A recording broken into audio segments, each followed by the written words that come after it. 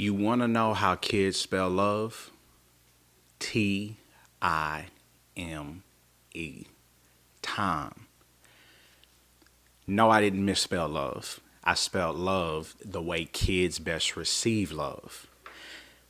So, as a parent, as a man or woman who is seeking purpose and destiny, it's important that we make selective decisions about where and how we spend our time.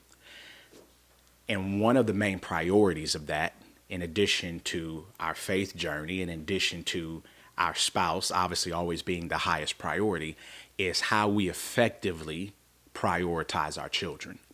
And so the saying goes, the best things in life are free, right? And that is absolutely true. But what matters most is not the things we buy. It's not even necessarily the home we live in or the car we drive or the clothes that we provide. It's, do we spend quality time? The interesting thing of it is I ask my children to kind of tell me, what have they appreciated most about their adolescent journey? And the funny thing is, I expected, that it was, the car, or it was, the four-wheeler, or it was the motorcycle, or it was the house, or, the fact that they had everything, they needed and most of their wants. I thought it was maybe the playground and the trampoline and, and the funny thing about it is the only things they brought up were when we spent very specific quality time. That was specifically when memories were built that oftentimes centered on a trip. Now, those things cost money, right? But a trip creates critical memories and experiences that are irreplaceable. And so when it comes to you being focused on your hustle, you being focused on your grind, I want you to know that there is no monetary gift. There is not even a vacation that we should ever use to replace what our children want most, which is you. They want your entire attention in that moment. And we would be wise as parents to give it to them, because it is in those simple moments of when I am loving you through my time that I'm sharing with you my successes, my failures. I'm hearing about your successes and failures, and what are you afraid of, and what things are challenging you. Here's how I overcame those things. Here's what you might want to consider, because what the good book tells us is that it is in the multitude of counsel that there's safety. I know not only apply that in my personal life, I even apply that in my professional life, where I will seek wise counsel, from my closest friends or business partners or advisors or my own parents, to say, tell me, what it is I should know about this, or what I should be focused on, or maybe what is too much in a certain arena. And yet that is for the purpose of bringing that value and that benefit to our children, because that is what they want, desire, and need more than anything. It's just you, your time, my time. And so as we move forward, I want to illustrate a very important story. As a man of faith, I've traveled the world, and I've taken the time to learn and study many other religions and backgrounds. And one of the, complementary faiths to Christianity that I am most appreciative of is the Jewish community. I've spoken for the Jewish Family Services. There are many people that I do business with and partner with who are, in the Jewish community. And so I take the time to really understand and recognize greatness when I see it, to understand the history and the background and what has been overcome, because there are many great things that can be learned in that journey. And so I read an interesting book where a study was done in the state of Texas. And in the state of Texas, they had identified that there were about 500,000 individuals who were incarcerated.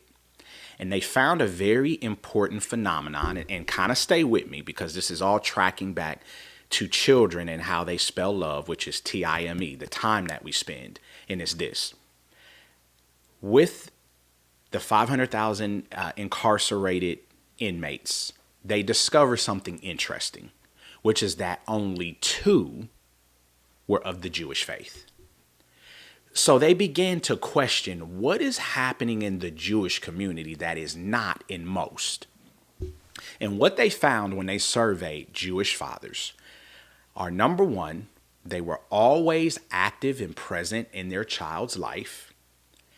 And number 2, that they did one thing consistently, which is they told their children every day, I bless you, I love you.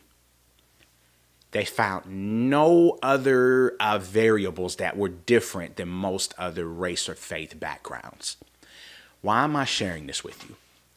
To this day, in understanding that, as the word and as the good book tells us, is that the pride of children is their father. So a child knows who they are and who they can be by the role modeling of the father. When you look at the importance of that, it is why, as a wise man, I must always be loving, patient, and forgiving. And so ever since my children were little bitty children, what they hear from me in person, on the phone, text message, FaceTime, voice notes, is I end everything with, I bless you, I love you. Why? Because when a young person understands their value and how they are treasured, it creates a wisdom and an understanding and a certainty and a confidence and an identity that is unshakable.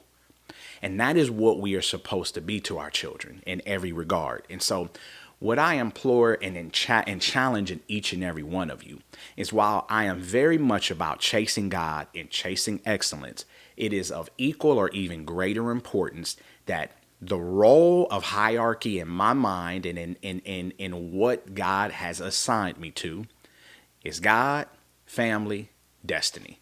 Now, there are going to be moments, right, of wilderness experience. There are going to be moments of challenge. There are going to be moments of delayed gratification. There are going to be moments where there are temporary sacrifices necessary in order to reach the better outcome. And yet, if you don't spend enough appropriate time or loving your children through your time, they are going to grow angry and resentful throughout your journey, because there is no gift or monetary amount that you can provide them that will ever make up for your presence. Your presence is the greatest present to your child. And so I want to encourage you, as the founder of Developer Nation, we not only educate and equip you with how to execute small and large scale real estate development projects. We not only provide you funding partners through our relationships and past performance, but we are a community where we journey right alongside you as you pursue real estate and business, as you understand the importance of managing your relationships with your spouse and your children. We believe in a holistic approach, and also having certainty and clarity about your real purpose so that you understand what you're doing and why you're doing it is the very reason Developer Nation exists. So click in the link in the bio to become a part of our family, our community, to build generational wealth, because the fact of it is, we have been equipped and called to be a builder of cities. And that means our spouses and children are equally, if not more important, to the full fulfillment of that reality. As always, I'm Shaun J. Ford, real estate developer and author. And as always, all things work together for the good of those that love God and are called according to your purpose. I'll see you in the next episode.